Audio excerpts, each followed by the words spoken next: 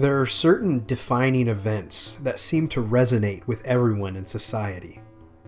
Events and stories that capture the imagination. And, every so often, something comes along that transcends the cultural zeitgeist and becomes a multi-generational icon in the sea of pop culture. Enter Star Wars: A New Hope, which premiered in the year 1977. It wasn't just a movie, it was a cultural lightning bolt. A myth wrapped in sci-fi, a fairy tale in a galaxy far, far away. Today, we're looking back at the original trilogy, A New Hope, The Empire Strikes Back, and Return of the Jedi, to ask a simple question. Why did the story resonate so deeply then? And why does it still hold power now? America in the late 70s was disillusioned. Vietnam had ended in defeat. Watergate shattered trust in government. The optimism of the post-World War II West had curdled into cynicism.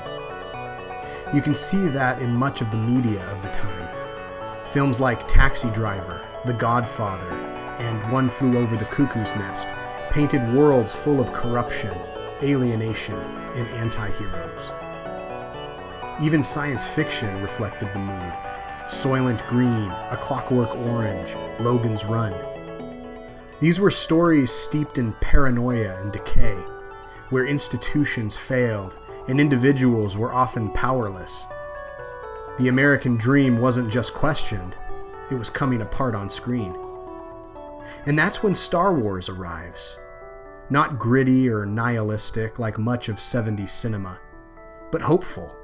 Clear good versus evil. The idea that one person, a nobody, could make a difference. That message mattered. The Force wasn't just space magic. It was faith, balance, destiny. Ideas people were hungry for after a decade of moral murkiness. George Lucas didn't just make a sci-fi adventure. He built a myth. Influenced by Joseph Campbell's The Hero with 1,000 Faces, Lucas crafted Luke Skywalker as the archetypal hero, the farm boy called to adventure, tempted by darkness, and ultimately redeemed through compassion. These weren't just laser swords and dogfights. This was storytelling that tapped into something older than cinema itself. Star Wars echoed ancient mythologies, Greek, Norse, even Buddhist philosophy. It resonated across cultures because it felt familiar, even in an alien galaxy. The characters weren't complex in a modern sense, but they were iconic. Luke's innocence, Leia's leadership, Han's reluctant heroism, Vader's tragic fall and redemption. These weren't just sci-fi characters. They were human. And because the trilogy didn't try to explain everything or chase trends, it left space for imagination and timelessness. Vader didn't need a sympathetic backstory to be terrifying. We felt the conflict in his silence. We understood him, even before we knew him. Fast forward to today, and Star Wars is complicated. The sequel trilogy, Disney shows, the expanding canon. Some fans are thrilled, but most are frustrated. Why is this universe, once so unifying, now so divisive? Part of it is saturation. The original trilogy was rare and mysterious. Today, there's a constant stream of content, and that's precisely what it is. Content. Manufactured by a multimedia conglomerate and pumped like feed into a trough. Modern Star Wars tries to answer questions the original wisely left open.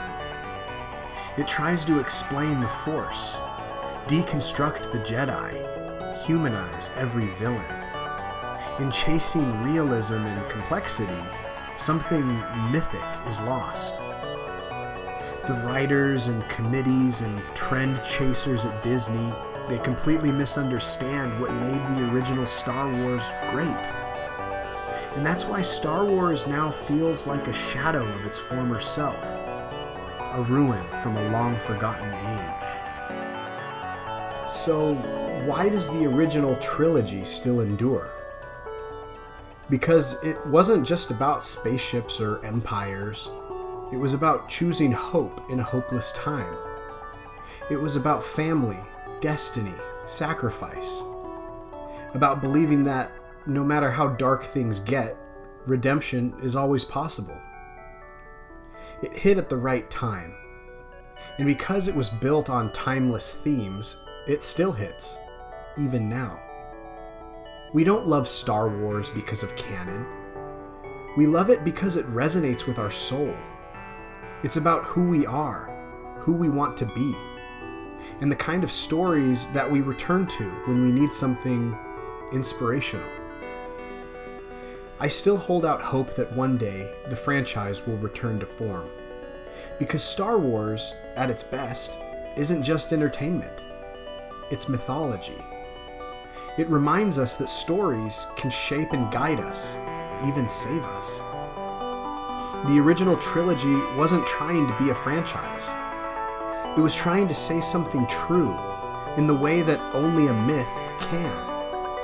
And maybe that's why, decades later, through all the noise and nostalgia, we still feel it. Not just in our heads, but in our hearts. A long time ago, in a galaxy far, far away, we found something that bound us all together. And maybe one day, it can do so again. Thanks for watching. If you're into 80s to 2000s pop culture, hit like, comment below, and subscribe for more. Thanks again, and see you next time.